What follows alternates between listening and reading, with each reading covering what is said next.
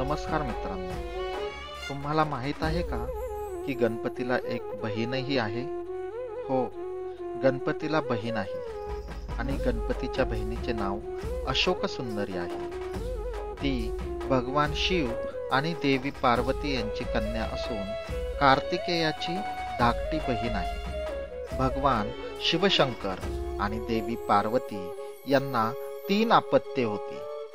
त्यापैकी गणेश आणि कार्तिकेय हे सर्वांना माहीतच आहेत, पण त्यांना अशोक सुंदरी नावाची एक मुलगीही होती हे खूप जणांना माहीत नाहीये. भगवान गणेशाला अशोक सुंदरी नावाची एक बहीण आहे, जी भगवान शिव आणि देवी पार्वती यांची कन्या आहे. एकदा पार्वती देवीला खूप एकटे वाटू लागले. ती दुःखी झाली. तेव्हा तिने कल्पवृक्ष नावाच्या झाडाखाली बसून इच्छा व्यक्त केली आणि त्यातून अशोक सुंदरीचा जन्म झाला. मित्रांनो, पौराणिक संदर्भानुसार कल्पवृक्ष हे असे झाड आहे की ज्याच्याकडे आपण काही मागितले तर ते आपली इच्छा पूर्ण करते. म्हणून त्या झाडाला कल्पलेले पूर्ण करणारा वृक्ष कल्पवृक्ष म्हणतात. मित्रांनो, अशोक सुंदरी ही गणपती आणि कार्तिकेयची लहान बहीण आहे.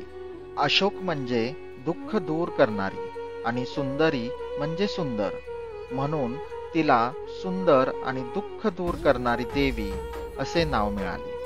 मित्रांनो, काही परंपरामध्ये, विशेषतः महाराष्ट्रात, गणेशाची गौरी हीच बहीण आहे असे मानले जाते आणि गणेश उत्सवामध्ये गौरीच्या 2 मूर्ती गणेशासोबत दाखवल्या जातात. गौरी हे पार्वतीचेच एक रूप आहे. मित्रांनो, आख्यायिकेनुसार पार्वती मातेचा एकटेपणा आणि दुःख घालवण्यासाठी कल्पवृक्षापासून अशोक सुंदरी हिची निर्मिती झाली. अर्थात शिव आणि पार्वती यांच्या मिलनातून हिचा जन्म झालेला नाही.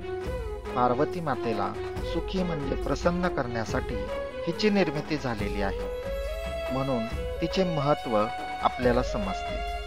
ही देवी दिसण्यात अत्यंत सुंदर आणि विलोभनीय असल्यामुळे सुंदरी हा तिच्या नावातील दुसरा शब्द येतो. धन्यवाद मित्रांनो. मी शनी चौधरी. अशीच नवनवीन माहिती मिळवण्यासाठी माझ्या पेजला फॉलो करा.